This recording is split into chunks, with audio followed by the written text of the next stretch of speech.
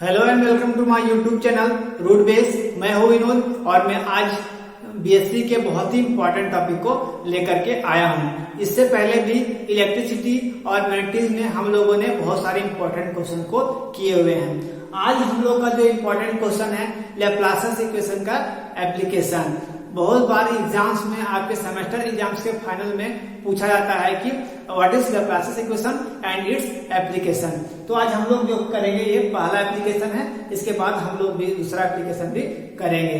तो पहला एप्लीकेशन है to find potential the potential at a point between two parallel plate capacitor.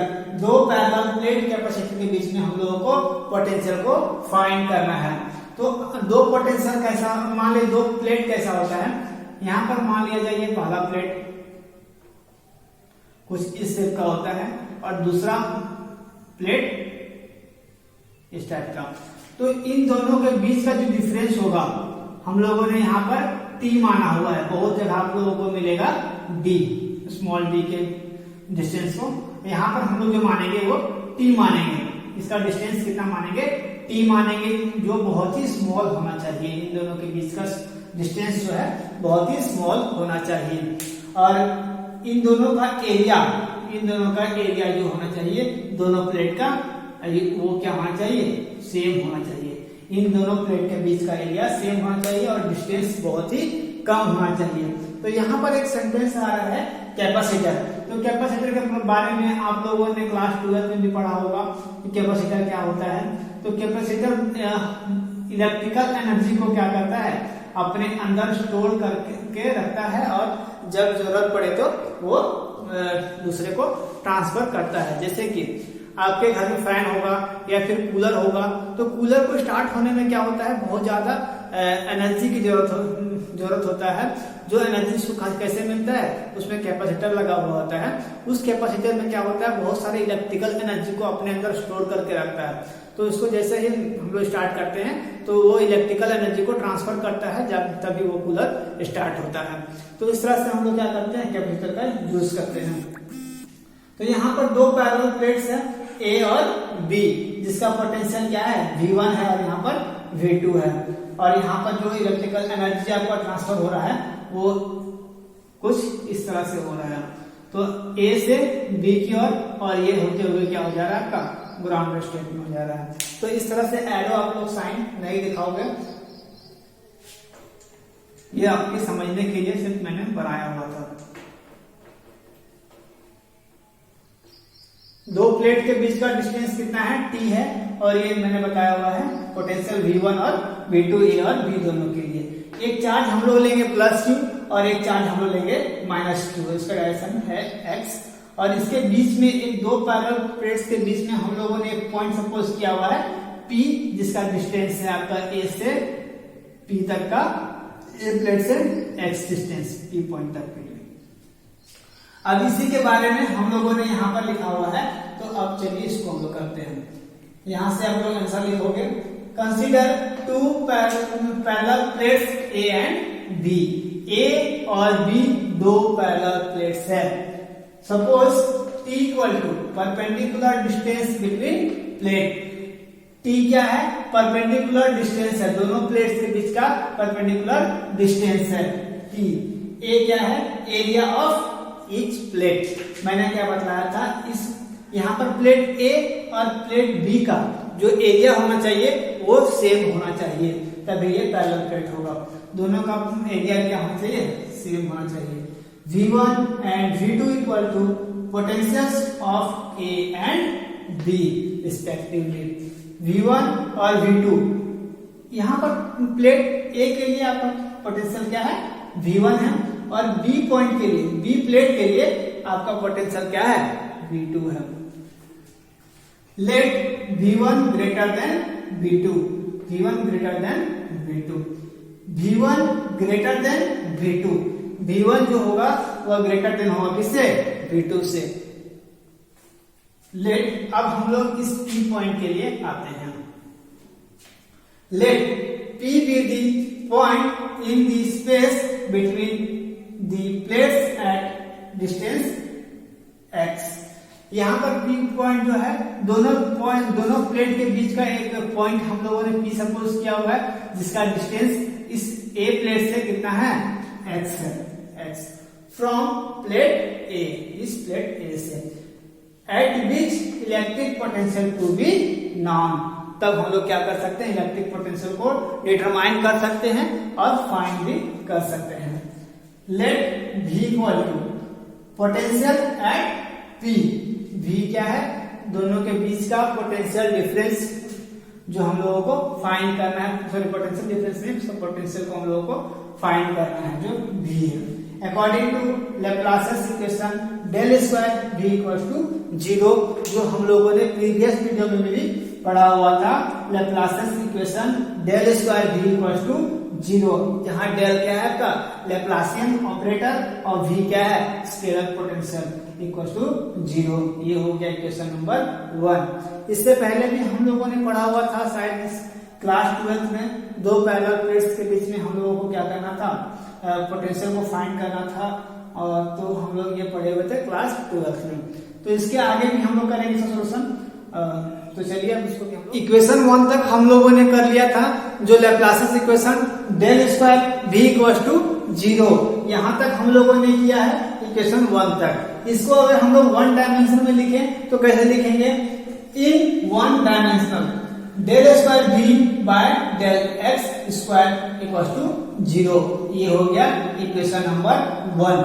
आप लोग तो मैथ में ऐसे भी तेज होते हो, तो यहाँ पर del square V equal to 0 को हम लोग 1 डायमेंशन में कैसे लिखेंगे, del square V by del x square equal to 0। ये हो गया इक्वेशन नंबर 2।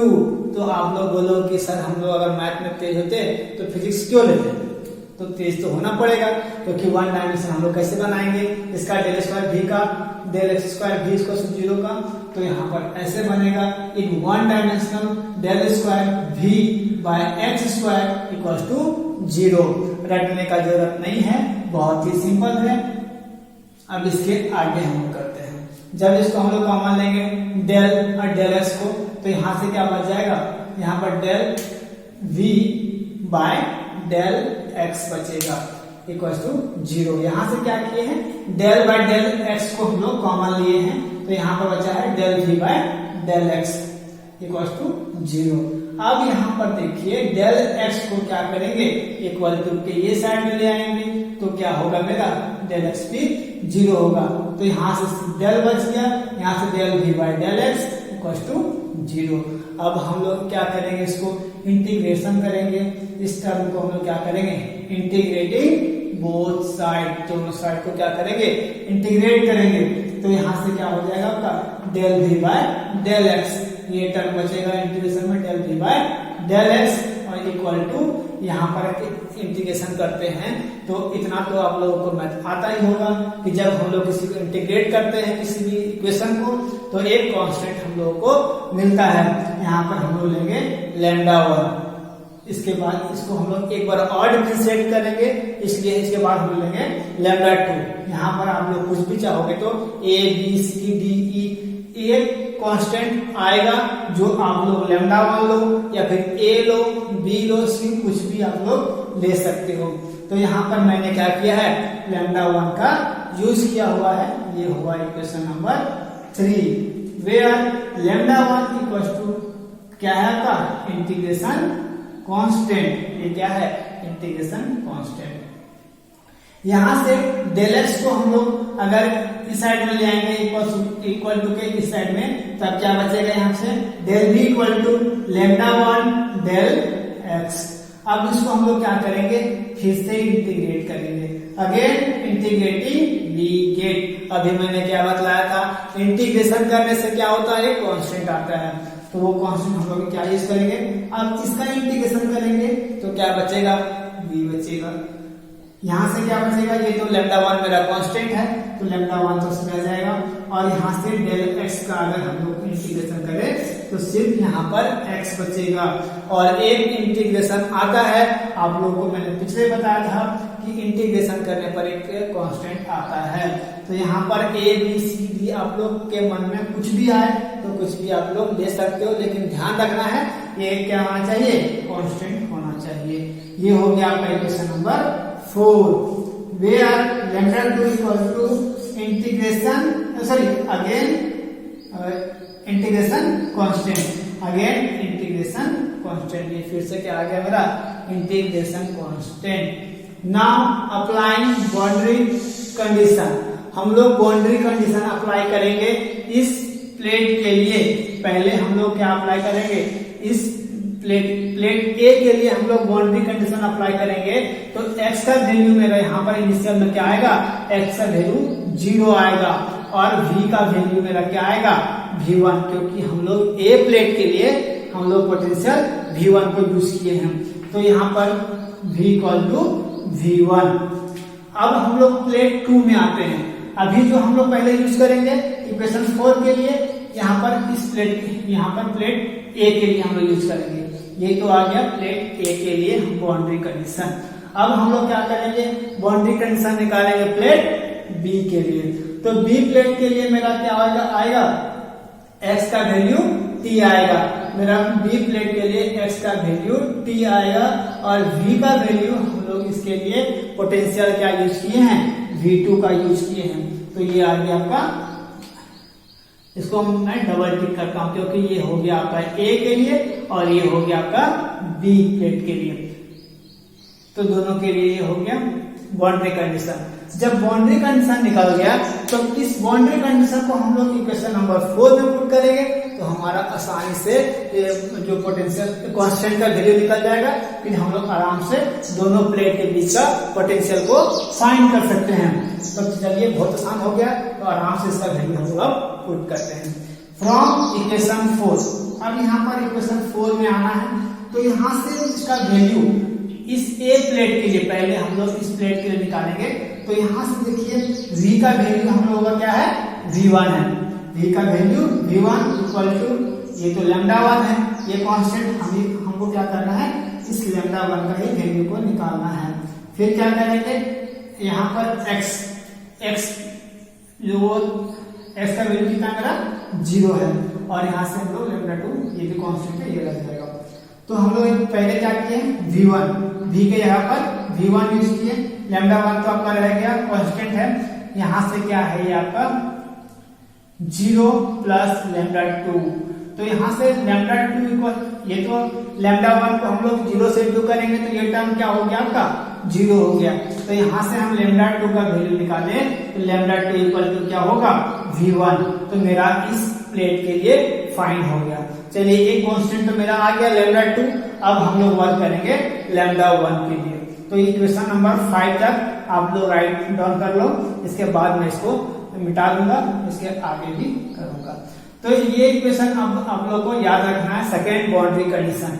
इस सेकेंड बाउंड्री कंडीशन को इक्वेशन नंबर 4 में, इस दो इक्वेशन को आप लोगों को याद रखना है और इस इक्वेशन नंबर 5 को भी याद रखना है। इसका यूज हम लोग अभी आगे करेंगे। तो चलिए अब इसको हम लोग करते हैं।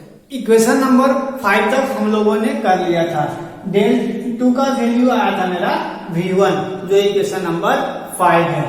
बच्चे लोग को अब थोड़ा सा राहत मिला होगा कि सर हम लोगों को फाइनल आंसर तो मिल गया, लेकिन आप लोगों को समझना बाकी है, इसीलिए अभी तो बने रहिए। अभी सोना नहीं है, बहुत बच्चे को तुरंत नींद आ जाता है कि अब तो मेरा आंसर पूरा हो गया। तो ऐसा नहीं है, थोड़ा सा और समझना है।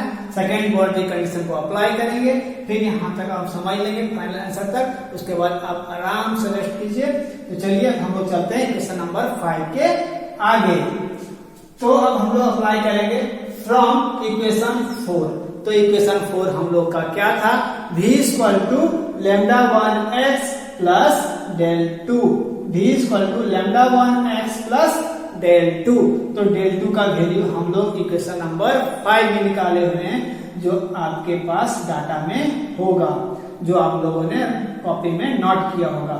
तो मैंने यहाँ पर साइड में लिख दिया हुआ है λ2 इक्वल टू v1। तो यहाँ पर हम लोग सिर्फ v1 लिखेंगे। तो यहाँ पर v इक्वल टू क्या है, λ1x प्लस v1, ये हो गया आपका। अब इसमें हम लोग क्या करेंगे, बाउंड्री कंडीशन को अप्लाई करेंगे। अप्लाई बाउंड्री कंडीशन, या फिर आप लोग लिख सकते हो applying boundary condition we get. Answer को क्या करना है, थोड़ा सा स्टैंडर्ड बनाना है। तो तो यहाँ पर क्या करोगे, applying boundary condition we get या वी हैव, तो या फिर वी हैव करोगे तो ज्यादा अच्छा रहेगा। तो यहाँ से मेरा वैल्यू देखिए, x का वैल्यू क्या था मेरा, सेकेंड बाउंड्री कंडीशन है जो मैंने डबल टिक किया हुआ है, x इक्वल टू t और v इक्वल टू मेरा v2। तो यहाँ से v इक्वल टू क्या हो जाएगा v2, तो मैंने यहाँ पर लिखा हुआ v2, यहाँ से इक्वल टू ये λ1 कांस्टेंट है जिसका हम लोगों को मान निकालना है, क्योंकि एक कांस्टेंट का वैल्यू हम लोग निकाल लिए हैं, दूसरा कांस्टेंट हम लोगों का λ1 इक्वेशन में आ रहा है, जो इस इक्वेशन का हम लोगों को कांस्टेंट का मान निकालना है। λ1 t इक्वल टू v1, ये सेम इक्वेशन। यहां से अगर हम लोग क्या करेंगे, v1 को हम लोग इक्वल टू के ये साइड में ले आएंगे, तो v2 यहाँ प्लस में था तो यहाँ पर आएगा तो ये माइनस में हो जाएगा, और ये λ1 t। अगर हम यहाँ से λ1 को का मान निकालें, क्योंकि कांस्टेंट तो मेरा λ1 है, वैल्यू मेरा हमको λ1 का ही निकालना है, तो λ1 का वैल्यू अगर हम निकालेंगे तो λ1 equal to v2 minus v1 by t, ये हो गया आपका इक्वेशन नंबर 6। तो equation number 4, 5, 6, from equation number 4, 5, 6 we have. जब हम लोग इक्वेशन नंबर 4, 5, 6 को एक साथ में मिलाएंगे तब मेरा इक्वेशन जो होगा v इक्वल टू क्या होगा, v2 minus v1 by t, यहाँ पर x, यहाँ पर ये किसका मान है λ1 का। तो इक्वेशन नंबर 4 क्या था, v इक्वल टू और यहाँ पर λ1, यहाँ से x प्लस यहाँ पर λ2, ये था इक्वेशन नंबर 4। इक्वेशन नंबर 4 जो यहाँ पर मैंने लिखा हुआ है, v equal to λ1 x plus λ2, तो λ2 का वैल्यू हम लोगों ने यहाँ निकाला हुआ है इक्वेशन नंबर 5 में, और इक्वेशन नंबर 6 λ1 का वैल्यू निकाले हुए हैं। तो इस वैल्यू को v इक्वल टू λ1 के वैल्यू की जगह पर v2 minus v1 by T, v2 minus v1 by T, और ये x रह गया, प्लस यहाँ पर λ2 का वैल्यू हम लोग इक्वेशन नंबर 5 में निकाले हुए हैं, जो है आपका v1। This is required equation.